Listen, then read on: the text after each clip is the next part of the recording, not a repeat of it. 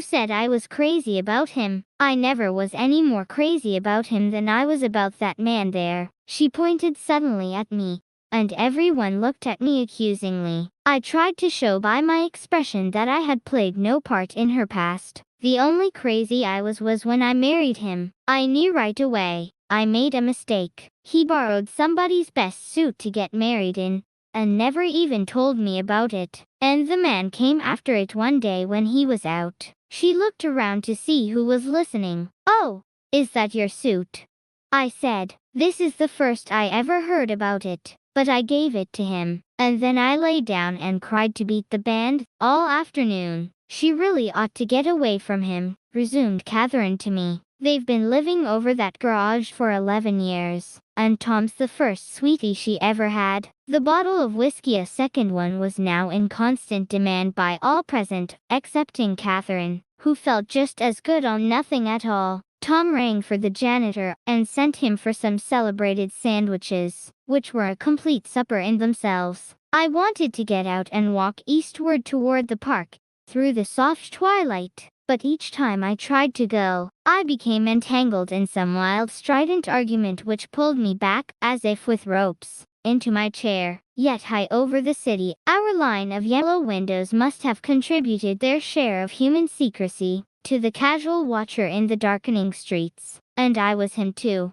looking up and wondering. I was within and without, simultaneously enchanted and repelled by the inexhaustible variety of life. Myrtle pulled her chair close to mine, and suddenly her warm breath poured over me the story of her first meeting with Tom. It was on the two little seats, facing each other, that are always the last ones left on the train. I was going up to New York to see my sister and spend the night. He had on a dress suit and patent leather shoes, and I couldn't keep my eyes off him. But every time he looked at me, I had to pretend to be looking at the advertisement over his head. When we came into the station, he was next to me and his white shirt front pressed against my arm, and so I told him I'd have to call a policeman, but he knew I lied. I was so excited that when I got into a taxi with him, I didn't hardly know I wasn't getting into a subway train. All I kept thinking about, over and over, was "You can't live forever. You can't live forever." She turned to Mrs.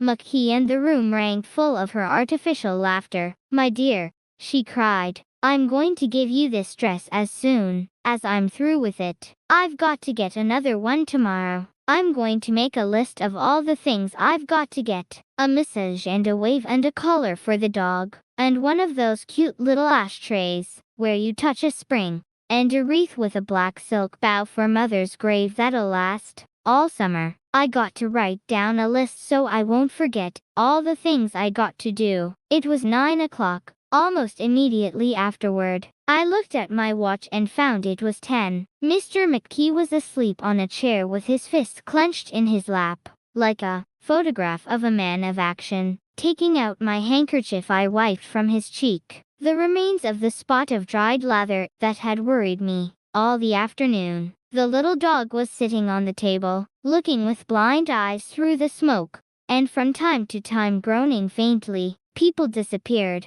reappeared, made plans to go somewhere, and then lost each other, searched for each other, found each other a few feet away. Sometime toward midnight, Tom Buchanan and Mrs. Wilson stood face to face, discussing in impassioned voices whether Mrs. Wilson had any right to mention Daisy's name. "Daisy, Daisy, Daisy," shouted Mrs. Wilson. "I'll say it whenever I want to.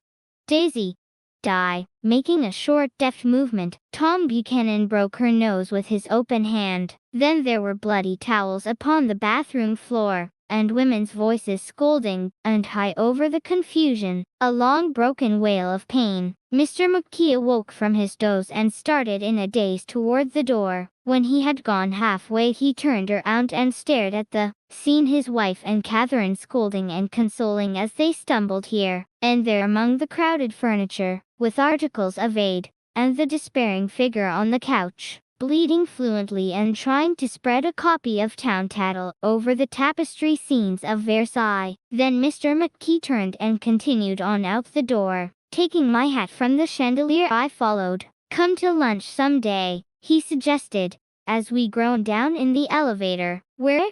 Anywhere. Keep your hands off the lever, snapped the elevator boy. I beg your pardon, said Mr. McKee with dignity. I didn't know I was touching it. All right, I agreed. I'll be glad to. I was standing beside his bed, and he was sitting up between the sheets, clad in his underwear, with a great portfolio in his hands. Beauty and the Beast, Loneliness, Old Grocery Horse, Broken Bridge. Then I was lying half asleep in the cold lower level of the Pennsylvania station, staring at the Morning Tribune, and waiting for the 4 o'clock train.